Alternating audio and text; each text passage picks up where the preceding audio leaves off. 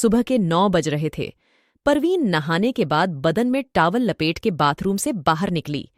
आईने के सामने खड़े होकर कपड़े बदल ही रही थी कि उसने अपने ही नंगे बदन को दर्पण में घूरना शुरू कर दिया। जो बात उसने अब तलक सोचने की भी गरिमत नहीं समझी थी, आज वही बात उसके दिल को चोट रहा था। एक वक्त था जब वे अपने जिस्म की नुमाइश सरेआम किया करती थीं, पर आज न जाने उसे किस बात का डर लगने लगा था। पिछले 2-3 महीने से परवीन का अपने ऑफिस करलीग भूषण से प्यार का सिलसिला चल रहा था। आज वे दोनों कोर्ट मैरिज करने वाले थे। परवीन ने सोच रखा था शादी से पहले वह अपनी जिंदगी की पिछले अध्यायों का वर्णन कर देगी भूषण को। वे झूठ बोलकर कोई भी रिश्ता आगे बढ़ाना नहीं चाहती थीं, वरना कल को अगर उसे कहीं और से पता लगा तो न जाने वह क्या कर बैठे। हालांकि परवीन को अपने प्यार पर भरोसा था कि भूषण उसे कभी दुख नहीं पहुंचाएगा, उसका हाथ नहीं छोड़ेगा। परवीन 10 बजे तक कोर्ट पहुंच गई। देखा तो भूषण वहीं खड़ा था उसके इंतजार में। परवीन की दिल की धड़कन तो जैसे बिल्कुल एक्सप्रेस ट्रेन की तरह अपनी गति बढ़ाई जा रही थी।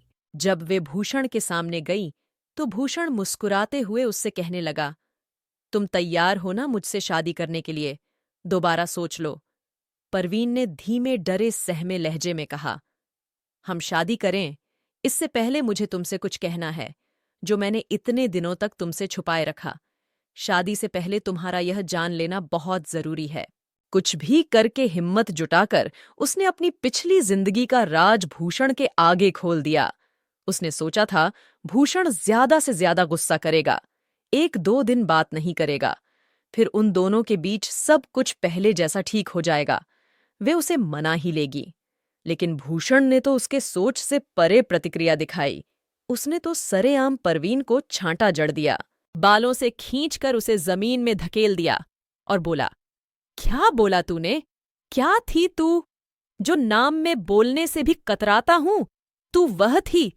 अरे, मैंने अपनी बहन को गुड़िया की तरह पाला था, पर उसे नाच गाने का शौक चढ़ गया। मेरे लाख मना करने के बावजूद उसने अपने कॉलेज के फंक्शन में डांस किया था। सिर्फ इतनी सी बात के लिए मैंने उसे घर से निकाल दिया। सारे रिश्ते तोड़ डाले उससे। कभी जानने की कोशिश नहीं की वह कहाँ है, कैसी है, किस हाल में है। फिर तू तो एक वह भूषण के लव लड़खड़ाए। अरे, जब मैंने अपनी सगी बहन तक को नहीं बख्शा तो तू क्या चीज है? तूने मेरे मोहब्बत का अपमान किया। नापाक लड़की, चली जा मेरी नजरों के सामने से। दोबारा अपनी शक्ल मत दिखाना।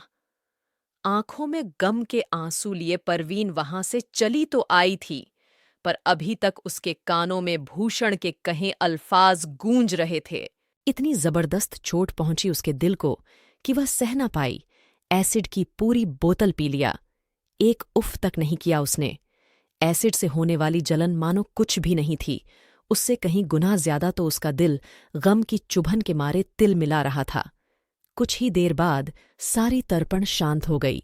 अब परवीन के सारे गम बिल्कुल खत्म हो चुके थे। वे इस दुनिया से हमेशा के लिए जा चुकी थीं। रहकर भी क्या करती उसकी जिंदगी के इकलौते अहम इंसान ने उसे नक्कार जो दिया था। एक चिट्ठी छोड़ गई थी वे भूषण के नाम, जिसमें लिखा था, मैं नापाक जरूर हो सकती हूं, पर मेरा प्रेम उतना ही पाक है जितना लोगों के दिल में भगवान के लिए श्रद्धा। तुमने मुंह मोड़ क्या लिया कमबख्त, हमसे जिया नहीं जा रहा।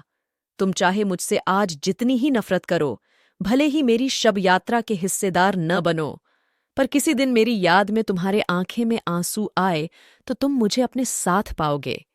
यह वचन रहा।